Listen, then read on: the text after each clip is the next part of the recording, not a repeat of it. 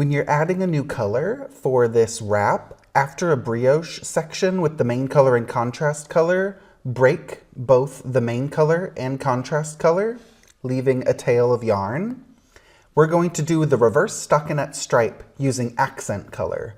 So get your new color ready to knit and leave a tail about this long. And we're going to join that tail with the broken main color and contrast color tails just hanging right there. Using accent color, knit the first 3 I-cord stitches and then knit 1 more stitch. So we're knitting 4 stitches, and after you knit that 4th stitch, you can take all of those tails of yarn from the broken main color, contrast color, and the new accent color, wrap them on top of the working yarn. Brioche knit 1. After each stitch, wrap the tails of yarn on top of your working yarn. Knit 1 and wrap. This is the Weavin Stephen technique, to weave in your ends as you knit. Brioche knit 1. Cross those tails of yarn on top of your working yarn. Knit 1. We're going to do this about 12 times or so. And if you hold the yarn in your right hand, whenever you do the brioche knit 1, you might have to drop your working yarn to cross those broken tails of yarn on top. Knit 1. So you're always knitting that stitch that's in that purl column. And don't forget to do the Weavin Stephen cross. And then you're always doing a brioche knit 1 into that knit column. Cross. So keep on going. It's looking like this on the wrong side. It looks like a little whip stitch, and that's going to help us have a tidy fabric so we don't have to weave in dozens of ends at the end of the project. Cross. Brioche knit. And cross, knit 1, and cross. I'm going to show you again for you Continental style knitters. Brioche knit 1, cross the yarns, knit 1, cross the yarns on top of your working yarn. Brioche knit 1, knit 1, cross. Now that's enough, but I'm going to do it just a few more times. It doesn't hurt to do it a few extra times. Knit 1 and cross. Brioche knit 1 and cross. Knit 1, and that's enough. So once you do that several times, the ends are woven into the wrong side, and it's going to look like this after you do a bunch of stripes.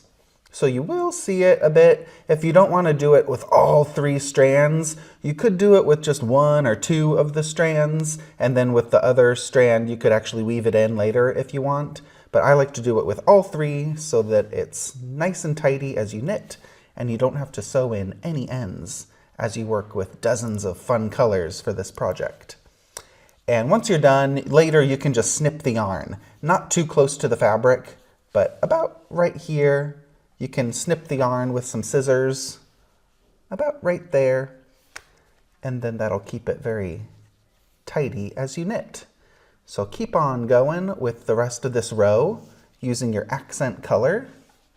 Brioche knit 1, knit 1, brioche knit 1, knit 1, adding a fun reverse stockinette stripe to this beautiful geometric texture. After you complete an accent color stripe with all 4 rows, break the accent color. We are ready to do another brioche section with the main color. So get your main color. This will be the foreground color of your next brioche section. Knit the first 4 stitches, and then you can take the broken accent color and the new tail of your main color. We're going to do the Weavin Stephen, weaving in our ends as we knit. So we knit 4, cross both of those tails on top of your working yarn, knit 2 together 8 times. As we do that, after each stitch, do the Weavin Stephen crisscross. Knit 2 together, cross, knit 2 together, and cross, knit 2 together, cross. If you hold the yarn in your right hand, knit 2 together, and cross the broken tails of yarn on top of your working yarn. Knit 2 together. So it's the same crisscross technique, but following the main color row with the knit 2 togethers.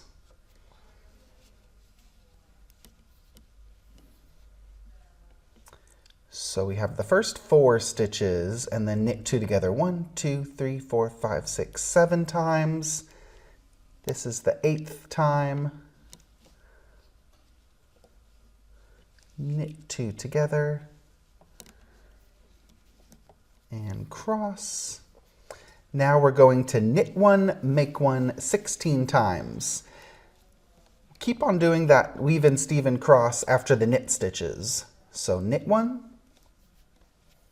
cross, make 1 using the backwards loop cast on method. And I don't do the crisscross after that make 1. I just do it after the knit stitches. Knit 1, cross those tails of yarn on top, make 1, knit 1, cross the tails of yarn on top, make 1, knit 1, cross, make 1. And that's enough of that Weavin Stephen crisscross. So now we have our ends woven in as we knit during that decrease increase main color row. So just drop those tails of yarn and the back and keep on going with the knit 1, make 1. And you can count to make sure you do it the right number of stitches. So this was the final knit 2 together, and we did knit 1, make 1, knit 1, make 1, knit 1, make 1, knit 1, make 1 4 times. We need 16 total times. 5, knit 1, make 1, 6, 7, 8. So keep on following this row, and now we have our ends woven in as we knit. And you can cut that tail of yarn later, about right there, and pay close attention to the knit 2 togethers and the knit 1, make 1, making sure you do it the right number of times throughout the row. After completing the first main color row of the brioche section, leave the main color at the end of the row and slide the stitches to work another right side row at the beginning of the right side using the contrast color.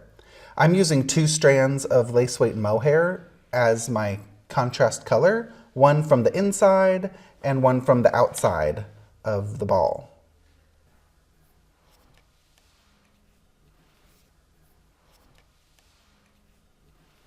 And leave a long tail about this long. Knit the first 3 stitches, and then I'm going to carry the tail and hold it together with my working yarn. So you could do the Weavin Stephen as well if you like, like I just showed you. But for my contrast color, I'm going to hold it together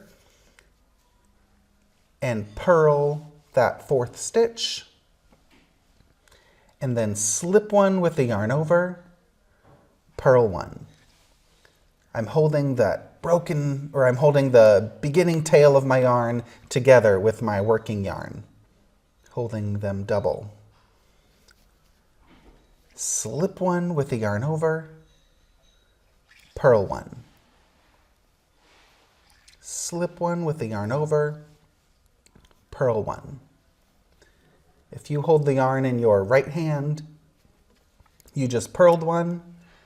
The yarn is in front to slip with a yarn over and then purl one.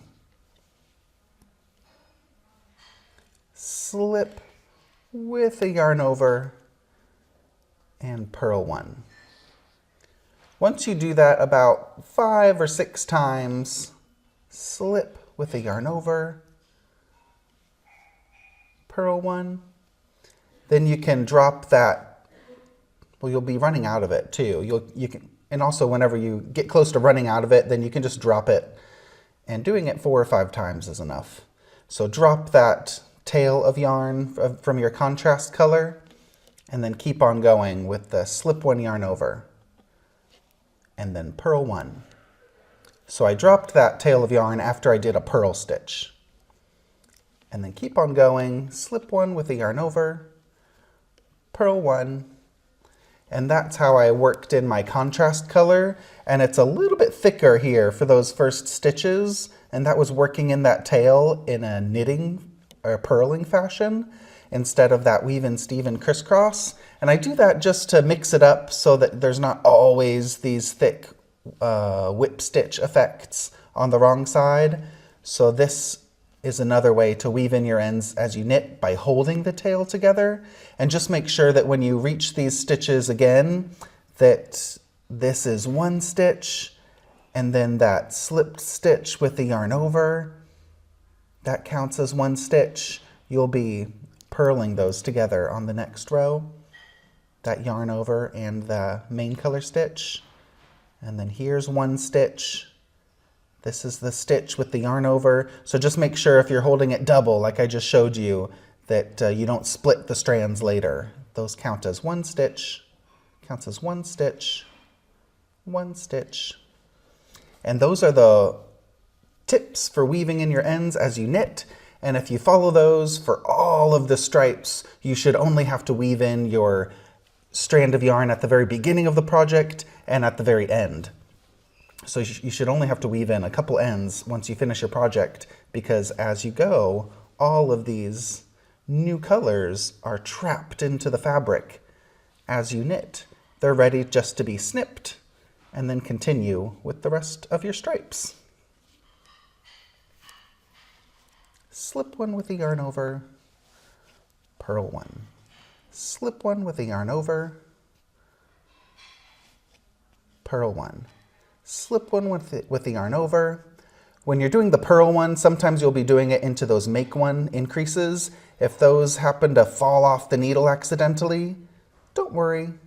Just lift them onto the left needle again and make sure they're twisted. So you can just rescue one of those strands if it falls off the needle, and just make sure it's twisted, has that little twist onto the left needle, and you'll be ready to purl it. Sharp needles help with this first row, and then the next ones get a bit easier with the tension. Follow the instructions with the contrast color, and then you'll keep repeating the brioche purl and brioche knit stitches. Follow the rows closely to get that beautiful brioche texture that's reversible on the front and the back.